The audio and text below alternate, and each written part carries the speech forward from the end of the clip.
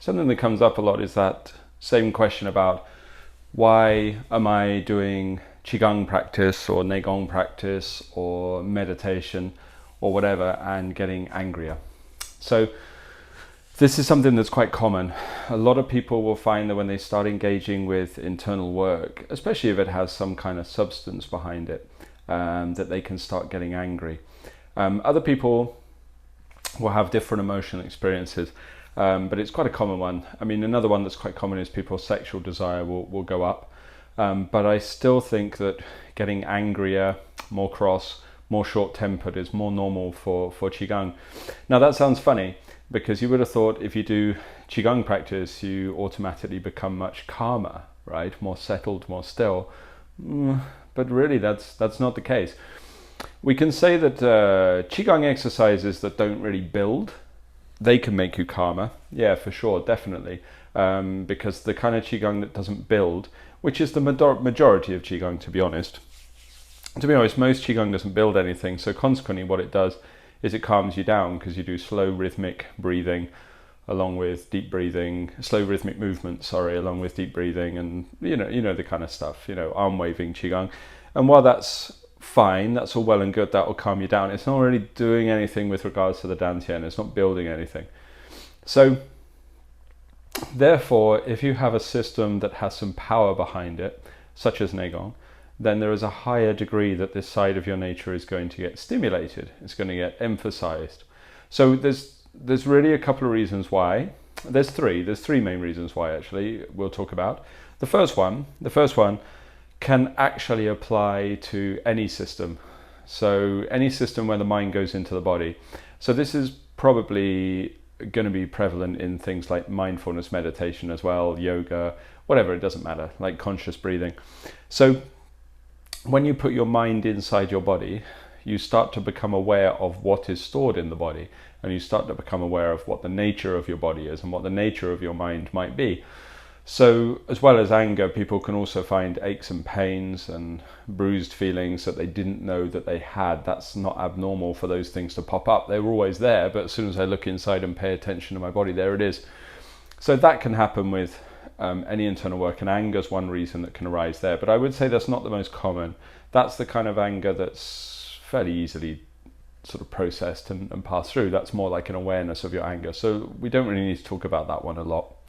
The second reason is that some systems can be too stimulating. So a lot of systems with very forceful breathing, very forceful movement, a lot of contractive tension, a lot of strong intention.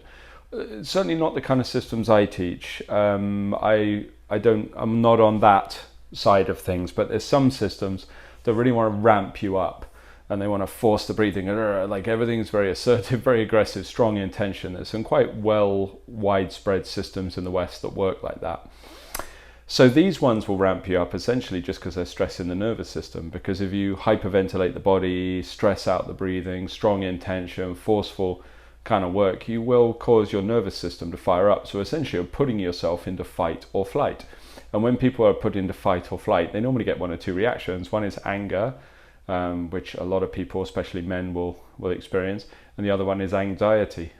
Fear can start to arise, and a lot of people will suffer with that one. So these kind of panic attacks or rage can happen when the nervous system is overly fired up. So systems that are overly forceful will do that to you. Those ones are quite problematic, because of course if they're firing you up, they're also draining you, draining the adrenals, draining the kidneys. So you want to be careful with that kind of work. It's not to say those systems are never valuable. They can be, but there has to be a very, very, very strong foundation in the kidneys, in calming the nervous system, in getting to the right mind state before engaging with that kind of work. So hopefully a system like that should have lots of safety protocols. But in my experience, often they don't. Over practice of Dao Yin can do the same as well, actually. Like there's systems that are only based on Dao Yin rather than Qigong, and to me they're very distinct practices from one another. Scholars will sometimes say the terms are interchangeable, but I don't quite agree on that. But systems that are overly used, Dao Yin can do the same, can stress out the nervous system. That can be a problem, The third reason, which is more akin to the kind of work that I teach and that I do, is it's possible to get angry when you build more Qi. That's true. That's definitely a fact, and it's not that uncommon, because essentially what we're trying to do, one of the things we're trying to do, is turn the dantian into a giant battery to store energy and build more energy in the body. And then, of course, just like, you know, just like even rich people tend to make more money, like money attracts money. Do you know what I mean? Like it's the same. It's like you build interest on your qi. So the more qi you build in the dantian, the more qi the body builds in general. So as strange as it may sound, like the more you build that energy within the body, the more efficiently your body functions. But the downside to this is the more energy you have in your body, the more it's going to fuel certain things. Because if you have more qi, say, just on a basic level, you're going to be sending more qi to your organs, so therefore your organs are going to function better. You're going to send more qi to your tissues, so therefore your tissues are going to function better, including things like your muscles, your tendons, your nerves, your bones. All of these things are going to function better, like to a higher degree. Now, most people who practice Qigong won't find that a very strange idea. Not if they've got the kind of system that builds energy. They won't find that strange. You know, it's not that odd to think more energy, things function more efficiently. Obviously, less qi, more deficient, things aren't great. Now, of course, according to Chinese medicine, there's counter arguments to that to do with excess and stagnation and things. But ignoring that for the moment, it's just logical to assume that the more energy you have in your body, the more things are going to function on a physical level to a higher degree. And that's, you know, that's evidently the case from what we see and what we experience for ourselves when we do the practice. So that's all well and good, marvelous.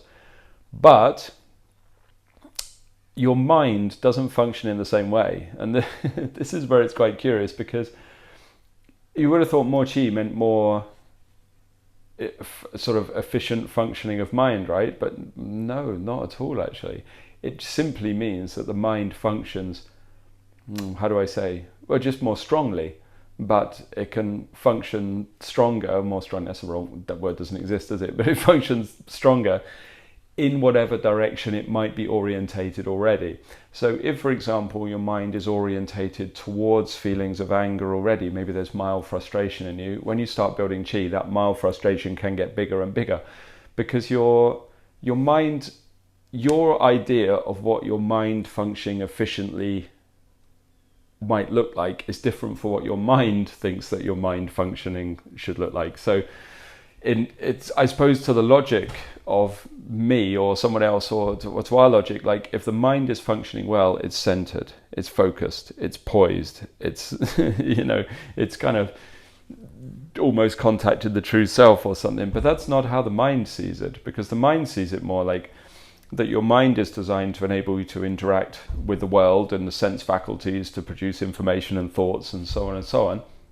So your mind doesn't necessarily understand of its own accord that it's supposed to be this centered, focused thing. What it thinks it's supposed to do is to give you whatever filters you need to efficiently interact with the world. So therefore, if you have a tendency towards anger or frustration, which lots of people do, then what you will notice is when you build more qi, that side of your nature becomes more efficient, becomes stronger, becomes more dominant. So therefore your rage goes up, your anger can go up, and people can have sort of flare-ups of anger that can be problematic in their relationships and things. It can be difficult.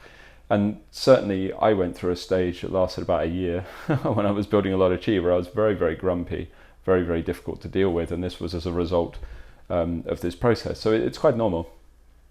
What I didn't have was like guidance on how to get through it, I suppose, or a full understanding of what was happening at the time.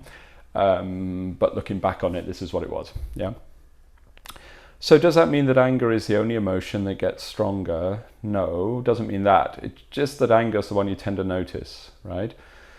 And I think a lot of people are living in an angry state and a frustrated state as well, so that doesn't help. So if, for example, you are a very, very jolly, jovial, happy person and everything you see is love, light, strawberries and unicorn farts, and that is your perception of the world, there's not many people like that, right? But there are some. Then that side of their nature will get stronger. The qi will feed that side of their nature, but they won't necessarily notice that because they'll just think they're happy. And somebody that's worried, always thinking about, oh God, what's going to happen in the future, that can get stronger as well. But people don't necessarily notice that one. But anger, they notice.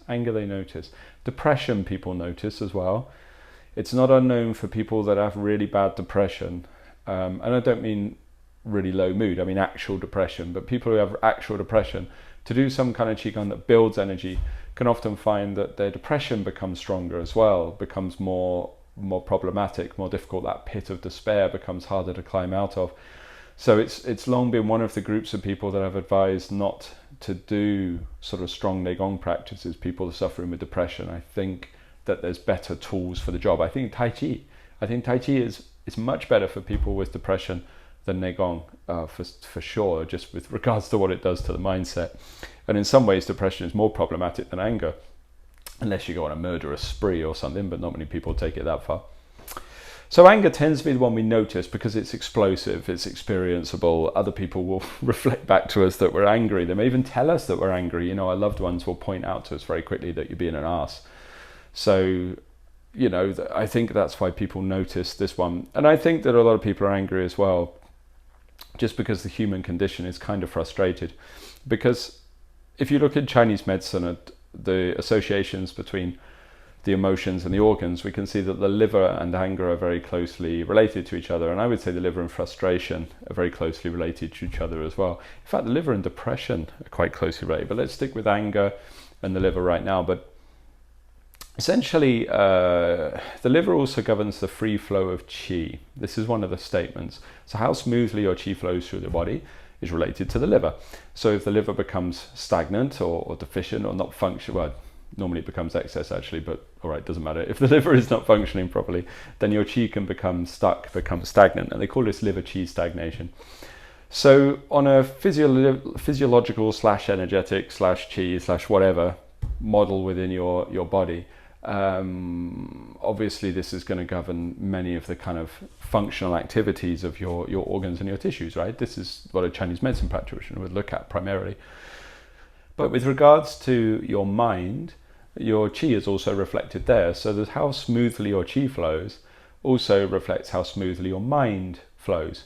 Now, one of the things with the liver is very much that it wants to grow and express itself in various ways. And it's very much that sort of wood energy driving force that governs the evolution of who we are. So it's kind of like your growth through life, you know, your kind of development, your growing up, your spiritual maturity, your psychological maturity, all of these things, how smoothly these things unfold are dictated largely by this kind of energy. It's related to the hun, part of your soul, which is linked to planning and dreaming and direction in life and things like this. So it's basically what that means is that if somebody is not able to fulfill, all right, it's a bit of a weird term and I'm jumping away from Taoism here admittedly, but if you're not able to fulfill in life what your soul desires, you're not able to move forward and fulfill your dreams and kind of live a life of purpose, then your liver is going to be impacted. Your qi is going to be constrained. It's literal constrainment syndrome with the qi tightens.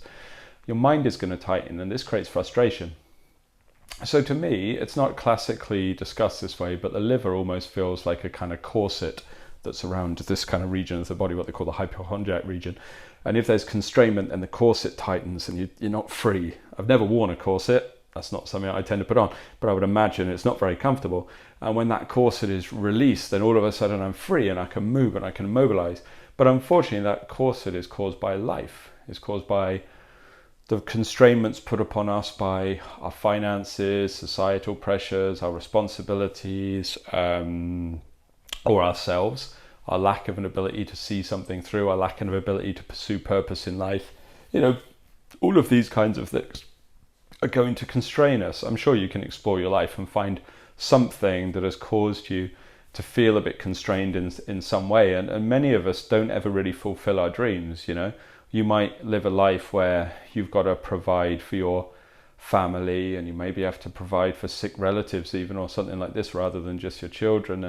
And maybe you needed to take over the family business and you needed to afford this and you needed to afford that. And life led you into this place. But really, all you wanted to do was be the world's first, I don't know, camel jockey that was going to race across the desert and beat the world record. I don't know what it is. Like, it could be as round as world's fastest bobsled racer. Like, whatever your dream was, your thing that felt was going to lead you to some kind of fulfillment, that childhood dream has kind of been pushed aside. You know, your life purpose has been ignored in order for you to fulfill your responsibilities. And there's the corset. There's the thing that constrains you. Now, does that mean you should immediately walk away from all of those shackles? No, because people rely on you and you do have responsibilities. But maybe there's a balance that we could try to strike. And I think if people can do this, then this will free up the Qi a little bit more. So if we look at how society is formed, and I don't want to blame society, I think people blame society for everything these days, and they don't realize that society is only a reflection of the mind, like as within, as without, as above, so below, however you want to word it. So the macrocosm of society is only a representation of the microcosm of the mind, so we're all responsible on some level. I think it's almost irresponsible to try to remove yourself from that and blame society like it's an outside power, rather than realizing that you are an integral part of that entire society. It's a collective thing that we are a part of. It's not something we can just point fingers at. So I'm not a fan of blaming society per se, but if we look at how our world is established, it's not really supportive of people pursuing their dreams. Not really. It's more geared towards how efficiently can we make everybody function as a part of the whole, so that the world keeps rumbling on, and maybe certain elite groups make a certain amount of money, but that doesn't matter. Do you know what I mean? Like that's the way the world is. So by its very nature, it's going to be constraining. It's going to be limiting, because it's not going to assist people in achieving all of these things that they want to do. So therefore, a lot of us have a lot of pent-up frustration, a lot of pent-up anger. And it doesn't help that maybe we look at social media or whatever these days. It's going to be social media, isn't it? That's what everyone's looking at. Nobody really watches TV anymore, do they? They just watch their phones. And it doesn't help that you watch all that, you watch the social media, you watch your phones, and you see all these people living the kind of life that you feel you should, or you feel you want to. And that's going to add to the constrainment because of the comparison between you and the other person. Every time you look at that, wow, there's that corset tightened a little bit more. There's that Qi stagnant, there's that frustration starting to build up within you. So it's there, it's under the surface. I'm not fulfilling my dreams, so I'm angry. So then when I start doing Qigong, and I start building that battery, and that Qi goes up, it's going to ramp up that quality. It's going to ramp up that frustrated quality quite a lot. You know, so people can, not always, but people who do feel that way can find they get angrier and angrier from the practice. And sometimes that Qi will circulate after a while. It's almost like the bubble pops, you know, and then they come out the other side of it and they're okay. But that's most people, but some people get stuck in that loop, you know. So ultimately, there comes like two sides to the practice, because we have to increase the efficiency of the body's functioning, we have to build the Qi, we have to build the Dantian, we have to open the channels, all that stuff. But at the same time, we also have to deal with our mind. We have to deal with our feelings. We have to deal with this frustration. We have to encounter, become aware of, process and integrate all of those feelings of being limited, of not hitting our full potential. We need to be able to confront those too and deal with those, because otherwise there's going to be our glass ceiling, there's going to be our stopper. That's where our Qi is going to build and exaggerate, and then we just become cross and dissatisfied with life.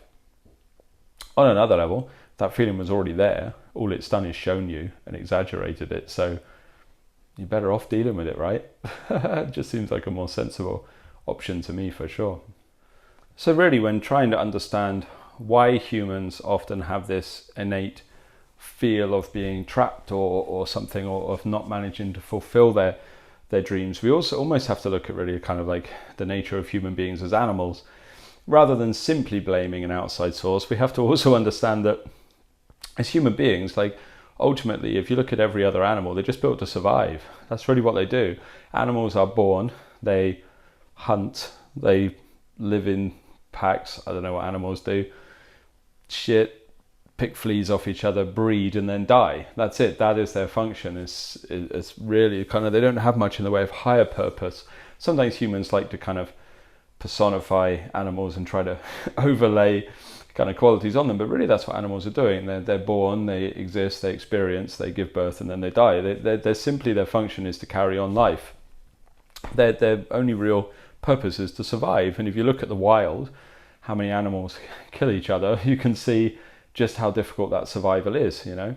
Now, human beings, on the whole, unless you live in a very violent part of the world, which is possible with war zones and things, but in general, most of us don't really have that problem that we need to survive. That's not really an issue anymore.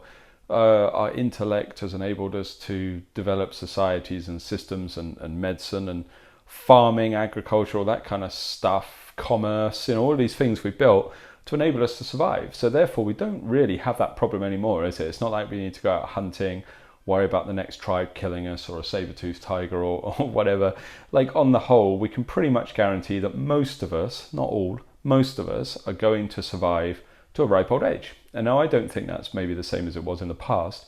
I think life expectancy's gone up. Our medicine can cure lots of illnesses, and we don't need to really sort of protect ourselves on the whole. We can just kind of live. So we know we're probably going to live to our 80s, 90s, whatever, short of getting some kind of disease. So therefore, like, we're probably one of the only animals that's completely had its survival issues taken off of the table for the time being. It's gone. We don't have that kind of difficulty anymore. So once you've had that taken away, that's kind of one of the most natural reasons for existence gone. I mean, you can even see with certainly developed countries, developed worlds. What's that mean? When you're talking about this world, developed countries, there's lots of people that choose not to have children anymore, right? So certainly when I've been to poorer parts of the world, less developed parts of the world, families tend to be very big. People will have lots of kids, as long as they're allowed to, depending on what country you're in, but they have lots of children. And then you come to sort of fairly wealthy countries like the UK, America, or whatever. Lots of people these days are deciding not to have children. Because of financial pressures, or there's other things you want to do in life, or really maybe we could also say because that innate desire for survival of the race has kind of disappeared a bit as well. We have overpopulation, supposedly, although when I drive around America it seems pretty empty, a lot of the space here, but supposedly overpopulation. Limited resources on the planet, that's true, isn't it? And things like this. So there's definitely not a shortage of humans. We're not struggling in that sense. And maybe as well, because our survival needs are taken care of in so many other ways, we don't feel that innate survival need to produce offspring to continue with the human race. So it's amazing how that's changed, So then that takes us to where we are now. With survival's gone, what else is there? Well, I guess a lot of the kind of media around us and the way we set things up would like to have us believe that the new version of survival is to have as many cars as you can, and a couple of swimming pools and a few houses, and a lot of bikini models surrounding you or whatever. It would like you to have us believe those things, and some people pursue that. That becomes their meaning, doesn't it? Sort of wealth and success. But ultimately, a lot of those people realize it's quite empty. We all know that story. Some of us might not believe it until we've actually achieved it. But it's certainly the case that becomes a kind of an empty shell, because that's not really it's not tackling that thing that people thought they were going to need, which is ultimately a kind of purpose. Because if your purpose is no longer survival, there has to be a new purpose. So at first our purpose was given to us by religion, wasn't it? Because religion would tell us how you lived in this life, would dictate where you went in the afterlife, certainly with organized religions such as Christianity and things like this. So this was enough for people for a long time. So they would live according to these kind of ideals. And I guess some people still do, don't they? I shouldn't discount the fact that a lot of people still live like that. But that's not the same for a lot of people. A lot of people these days are not religious. They don't believe there's an afterlife. They don't believe they're going to a heaven. So therefore that purpose is taken away. You've had the purpose of survival, purpose of religion and achieving a better eternity. So what's often left is a kind of nihilistic uselessness that is the feel that many human beings have. So they don't have purpose. So consequently, their life becomes a kind of game of consume what you want and sort of live as best as you can and then die, and that's it. But there's no overarching kind of bigger need for anything, really, is there? And I think that is a major part of the reason for people's frustration of why they feel pent up, because I know that inside they know inherently, I think we all do, somewhere inside instinctively, even if we don't believe it consciously, I think subconsciously we know that that's not the case. I think we all know somewhere, or most of us know somewhere, that actually there is a higher purpose. We just don't know what that higher purpose is. We're not sure what that purpose is. So of course, no one can ever take someone else's view on what that higher purpose is. I can only share you with you mine, I can only share with you mine, but of course, I'm not trying to sell you a belief system or force anything onto you. I'm not your priest or something. So I'm only sharing my personal view, and this is how I live. And you have you have to come up with your own. Essentially, I see life as having purpose in three. I like my list, don't I? I like my list of three different kinds of purpose that human beings have. The first of these is responsibility to the larger collective. I think that is something that all spiritual traditions have noted at some point, that ultimately selfishness isn't a way to happiness. So I don't believe necessarily in a societal responsibility. I mean, to society, I guess in many ways I'm kind of useless, maybe even a bit of a pain in the butt, because I don't really fit into any one kind of box that society would deem as particularly useful. But I think I'm useful to community. Now, for me, society and community are different, because society is the larger sort of overriding system that is decided upon for us or decided upon collectively. Who knows? Depends on your belief system. But it's certainly the construct they want everybody to fit within. And I don't really fit into that. But I think community-wise, I'm quite helpful. I like to think I'm quite useful to some, because community to me is more like a smaller scale thing of the people that are like-minded in a similar kind of field. So I believe I'm in the alternative arts community, internal arts community. I like to think I'm quite helpful there. I think I'm in the Chinese medicine community. I'm also in the community of the local area of wherever I am. I'm in the community of my family and friends. I'm in the community of myself and my students. So this is what I mean by community. People can be in numerous communities. And I think whatever communities you find yourself in, that's what you need to become more useful within. So rather than being within a community and making yourself the goal of that community, how can this community serve me? The more important thing is, how can I serve my community? How can I better assist people in my community for my community to thrive in a positive fashion? So I believe that one of the first ways to free that constraint is to adhere to this idea. And it's a long subject really to go into why that's the case, to do with the nature of self and suffering and so on and so on. So we'll leave that for now. But I think it's enough to note that most spiritual traditions, from Hinduism through to Buddhism, through to Taoism, through to Western religions, at some point spoke about this, and an idea of selflessness and service was certainly something that was propagated or emphasized or certainly supported. So therefore there's a useful quality to it. So that's the first thing I would say. How can you be a more useful part in the sort of larger machine of your community? I think that's very helpful. I think a lot of people are more self-serving than they would like to admit. And I think if they take a look at themselves and their behavior and their role and their part of their community, I think there's things that can be done to change that. And I think that will free up a lot of constrainment for people.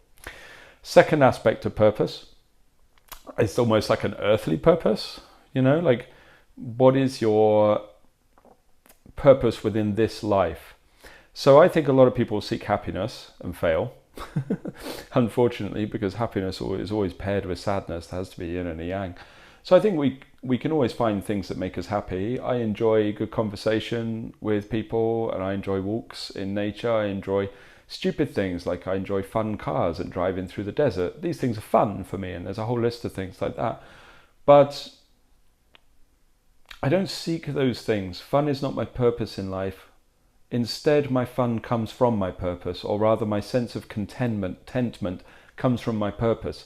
So I don't seek earthly pleasure, I seek earthly purpose. And my purpose that I've stumbled across, in my opinion, is to preserve the arts that I practice, really, and to enable them to survive for the generation that comes after me, and hopefully they'll do better than me. I want them to do so well that they look back at what I was doing and go, oh, that Damo, he was shit. They're like, that's fine, that suits me. As long as I'm a link in a chain and the arts are surviving and improving, then that's my earthly purpose. That's what I want to do. And the more I pursue that purpose, that leads me to then need to study more and train more and learn more, and then teach better, and then keep that alive. And as I see success at that purpose, then it brings me pleasure, that brings me joy, that brings me contentment. And when I see failure at that purpose, that's another matter altogether, isn't it? But hopefully the more you get better at your purpose on an earthly level, the more contentment you find. So there's earthly purpose. Earthly purpose will get a lot of people through life but it's still not deep enough. I think there's a higher purpose. But if people don't have earthly purpose, I think that can be bad. So if someone's just doing a 9 to 5 and bored out of their skull and just getting day to day through their life and doesn't really have any earthly purpose, that's going to be very difficult for a human being. There's the root of your anger, the root of your frustration right there. But of course, maybe your purpose can be anything. Your purpose can be raising the best children that you have, like doing the best job at being a parent. Your purpose can be to be the best tattoo artist. I don't know why that sprung to mind. I guess because I got tattoos, whatever. Like whatever you do, like there must be something you pursue that you want to be. The best swordsman, the best archer, the best painter, the best whatever, or best, I don't mean in a competitive way, the best you can be in your purpose, right? You have to have that. I think all human beings require that. If we don't have survival needs, you're going to need a purpose of some sort in order to feel okay, because the people that don't have a purpose that I meet are often pretty miserable, and they often seem to replace their purpose with alcohol or drugs or sedatives of some sort, or sugar or whatever they can to kind of sedate or stimulate whatever they're trying to do, that part of their soul that feels lacking because they don't have a purpose. So I think you need that too. So part one, you need to have some service. You need to be a part of something greater, so you're not very self-orientated. And I think the second part of it is you need a life purpose. These are the first two things that will free up your constrainment to a certain degree, to free up the liver. The third thing is then, to me, is higher purpose. Now this is one I'm not trying to sell to anybody, because everyone has different belief systems, and if you don't believe in anything higher than that which you can touch, taste, feel or shag, I suppose, like a lot of people live, then it's going to be difficult for you to accept anything higher. But that's okay, because you can still do 1 and 2. You can still follow the path of service to a greater community, a greater good, and you can still find some kind of purpose in life, something that you can hang on to and develop and use as a kind of guiding compass through this path of life we walk. But the third aspect to your purpose, the higher purpose, for me is very important, because ultimately I believe that there is something that my experience leads me to believe. I should say it's not done on faith, but my experience leads me to believe that there is something that is after death, and something that came prior to this existence, that essentially carries on along a path. So I'm not of the belief system that which we do in this life has no causation that leads on to the next existence. I believe there is a causation. There is a causative resonance that carries on from life to life to life. And ultimately the nature of how we live this life will dictate the nature of the next. And the nature of these lives, as they stream one after another, ultimately leads us onto a path of moving to different realms or planes of being. I don't want to get into it too much and get too cosmic, but if you really look at kind of reincarnation theory, or reincarnation concepts from Eastern traditions, which will differ a little bit, of course, but they're pretty much along a line with each other, and that's the belief system that I exist within. So therefore my higher purpose ultimately is to free up those, let's not even use the word karma, but free up the nature of that thing that is continuously traveling along a course of existence from life to life to life, so that it is not weighed down by the debris of what I've done in this life. So I try to live in as clean and as spiritual fashion as I possibly can to continue the furthering of this path. So once I have all three of those, I have my search to be useful to the greater collective of my communities, not my society, I don't care about my communities, and my society is for other people to take care of or mess up. I think if everyone takes care of communities, the collective communities will fix society. Maybe that's a lofty aim, but that's kind of where I sit. Not everyone will agree with me on that, and that's okay. I don't mind. I'm happy to admit I'm one of those people that avid society lovers or very politically minded people or voters don't like very much, because I don't fit into those boxes. I'm more about community. So I have that. I have my community. I have my purpose on the level of life, the thing that I pursue with my life energies, and then my third thing would be my higher purpose. And because I have those three, which are then balanced with the responsibilities that I have in life as well, which might be less than some other people, might be more than some other people, it doesn't matter. I manage to make them work alongside each other so that one doesn't impact on the other too much. I don't want my personal purpose to negatively impact those things I'm responsible for, those people I'm responsible for, and I don't want my life responsibility to constrain my purpose. And because I have the balance between the two, then on a simplistic level, my Qi flows smoothly. So therefore, much of the frustration, the pent up, the corset feeling is reduced. And therefore, when I build the Qi within my body, it doesn't stimulate that side of my nature and I don't get angrier. So it's a long way of explaining it, but to me, this is why people get frustrated with their anger. We're frustrated and their anger builds, sometimes the more they build Qi, the more they do something like Qigong, because it's stimulating that side of your mind, that side of your life, and fueling it in a problematic fashion. So, of course, meditators will come at it from a different way and say we need to sort of become aware of the nature of what frustration is and the nature of what anger is, and of course, they will try to develop insight into the nature of it. Of course, that's another way in, but I would say that's quite a complicated way in, or maybe not complicated, but it's lengthy. Let's be honest, it's lengthy. People who think meditation is quick are maybe a bit deluded. It's a long process for the vast majority of us imbeciles. So I think that though meditation is an internal way of dealing with these feelings, sure, or introspection or whatever, that's true. I'm not discounting that. The things I've talked about here are kind of the external ways to deal with those feelings as well, which is basically to change things from the outside intellectually, change and rearrange things within your life, things you do, so that those feelings can alleviate. And if people can do that, then I think you'll find that all of a sudden life has more purpose, life is richer, and many of those feelings of frustration and of being trapped can start to ease away. But final footnote. At the same time, I know that by saying this, some people will listen to this and go, well, that's fucking easy for him to say, I've got this going on and that going on. I've got a dying relative in the bedroom in a hospice bed and 8 kids down here I need to look after, and my dog keeps shitting on the carpet and I've got no money to pay the bills. I get it. Like, I understand. It's not the same for everybody. Some of us have more restrictions on our life. Some of us have more responsibility. And in some ways, maybe that's our community we give service to. And in other ways, maybe that's our purpose at that moment to deal with that situation. Or on the other hand, maybe we have to find some kind of balance. So there has to be an ability to deal with some kind of life purpose alongside that. Who knows? But it's definitely not always easy. But we can do our best.